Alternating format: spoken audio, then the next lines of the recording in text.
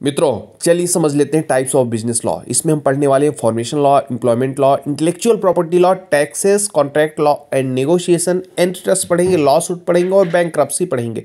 सबसे इंपॉर्टेंट है IP law, intellectual property law. इसको थोड़ा डिटेल में देखेंगे। चलिए स्टार्ट करते हैं गाड़ी। तो फॉर्मेशन लॉ मतलब कंपनी कैसे फॉर्म होती है, रजिस्टर होती है, ये सब कुछ फॉर्मेशन लॉ के अंडर आता है। एम्प्लॉयमेंट लॉ के अंदर पूरा एम्प्लॉय लेबर लॉस गवर्न हो जाता है। इंटेलेक्चुअल प्रॉपर्टी, अब हर कंपनी का जो प्रोडक्ट है वो उसका अपना प्रोडक्ट है, उसका डिज़ाइन, उस पर रिसर्च पे जो भी खर्चा हुआ तो वो सब उसका है। पेटेंट राइट, कॉपी राइट, इस पर थोड़ा डिटेल में पढ़ेंगे। तो इंटेलेक्चुअल प्रॉपर्टी मतलब एक तरह से उसकी प्रॉपर्टी ऐसा कोई कॉपी ना कर ले दूसरा कंपनी। एक कंपनी ने मेहनत करके कोई प्रोडक्ट लॉन्च किया तो दूसरा कंपनी उसको कॉपी ना कर ले, इसके लिए इंटेलेक्चुअल प्रॉपर्टी लॉ लाया गया। टैक्सेस, जो गवर्नमेंट के टैक्सेस हैं जैसे जीएसटी वगैरह, ये सब कुछ इसके अंडर है। Contract law and negotiation, contract law दो कंपनी या एक व्यक्ति, एक कंपनी या दो व्यक्तियों के बीच जो कॉन्ट्रैक्ट इस्टेब्लिश होता है तो किसी कानून के तहत होता है, तो वो कानून के बारे में बात। Anti trust law, anti trust law भी इंपॉर्टेंट है। ये क्या होता है? ये होता है कि कस्टमर को किसी भी प्रोडक्ट के लिए मार्केट में चॉइसेस अवेलेबल हो। जैसे मोटरसाइकिल खरीदना आपको तो 10 तरह की हो, गाड़ी खरीदनी है तो 10 तरह की हो, मोबाइल खरीदना है तो 10 तरह की कंपनियाँ हो, उनमें से आप चूज़ करें।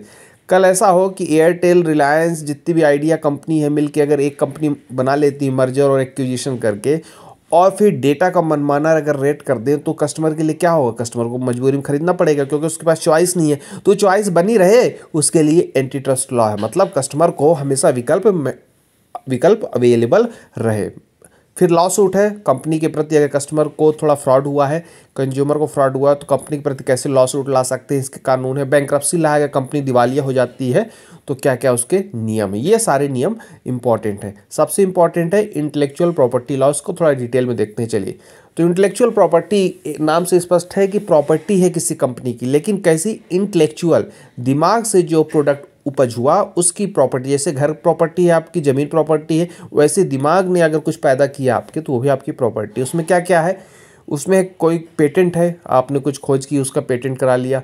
कॉपीराइट, आपने कुछ लिखा उसको कॉपीराइट हो गया। डिज़ाइन हो गया, इंडस्ट्रियल डिज़ाइन, प्रोडक्ट की लेआउट डिज़ाइन, उसका ऊपरी जो डिज़ाइन होता है। ट्रेड सीक्रेट, कोई चीज़ कैसे बनाते हैं, फार्मूला जो है ट्रेड सीक्रेट आता है। ट्रेड मार्क होता है। ये सारे इंटेलेक्चुअल प्रॉपर्टी है, बहुत इंपॉर्टेंट है इंटेलेक्चुअल प्रॉपर्टी, इसको याद कर लीजिए। ट्रेडमार्क हो, पेटेंट हो, कॉपीराइट हो, इंडस्ट्रियल डिजाइन हो, लेआउट डिजाइन हो, या ट्रेड सीक्रेट हो, सबको याद जरूर कर लीजिए।